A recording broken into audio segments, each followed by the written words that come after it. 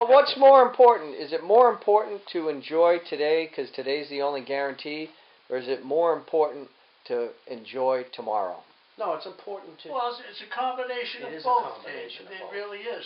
You can't always be looking to satisfy your immediate needs today. If you did that, then nothing would be done in the future. You wouldn't have people spending years inventing something Right. or developing something. Right. It would We just be wouldn't a have progressed. shambles. It would Right. just Yeah, be, but they do that that's their enjoyment. That's their passion. well, yes, but it's not a question of whether they're doing it to enjoy today. You asked the question specifically. Well, enjoyment are you doesn't. doing it for today or are you doing it for tomorrow? And I'm saying you're going to have people that'll be looking at both Let me ways. rephrase the question. How important is it to enjoy your guaranteed day today? Does it matter that you enjoy the weather or the food or the people? Well, there's nothing wrong with enjoying it as long as you don't have it all consuming.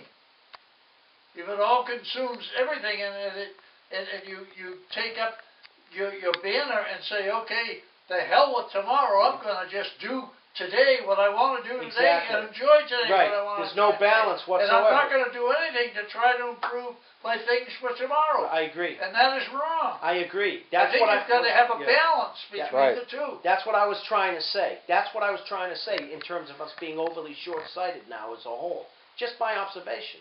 Because then you go too far the other way. It's like an imbalance. And by not having, I don't know if balance is the right word, but as you put it, that sort of imbalance, you could screw yourself so bad for tomorrow as well.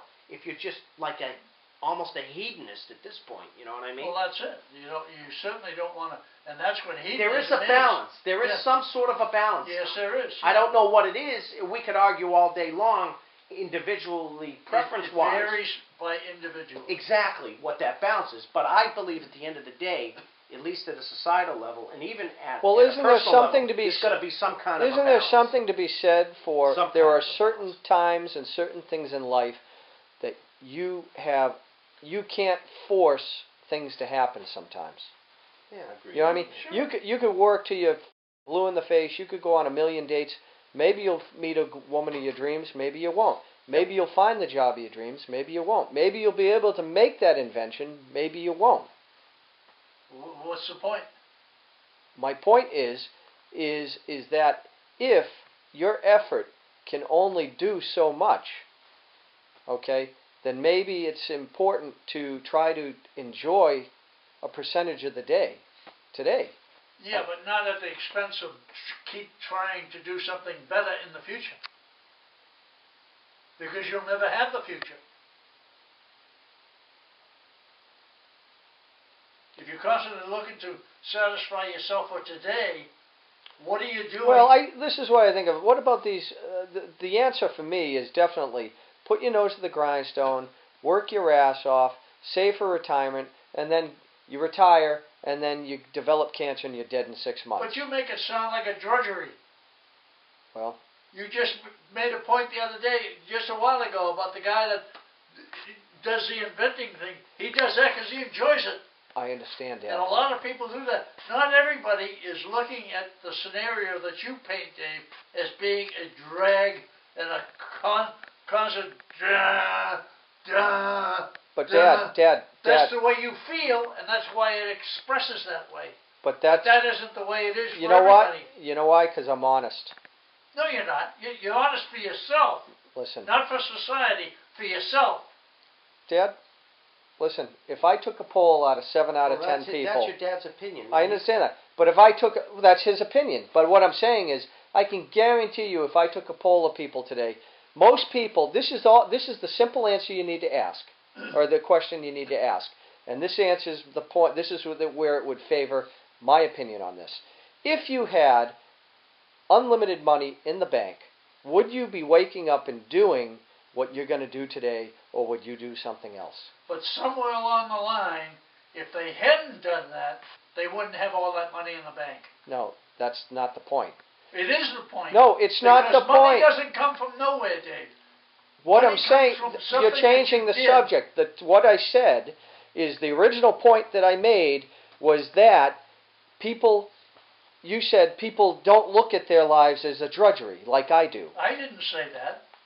I said not Should everybody. I rewind the tape? No, what I'm saying is not everybody looks at it the way that you look at it. And I'm telling you they do. And the way you would determine it is this. If you take money out of the equation, you no longer, okay, you can now spend your day pursuing whatever passion it is you have. You're still going to work, you're still going to do something, but if you all of a sudden take away the pressure that, my God, I have to do this because I have to put money on the food on the table, and I have to do this, most people, in my opinion, would not wake up and go to the same job and do the same thing tomorrow that they did today. Well, I can't agree with you on that, Dave, because I think a lot of people go to work because they like going to work, and they like what they're doing, and they like the people they work with. By and large, maybe. Yeah. So I just, sure, there are some that like it at this extreme, some that like it at that extreme.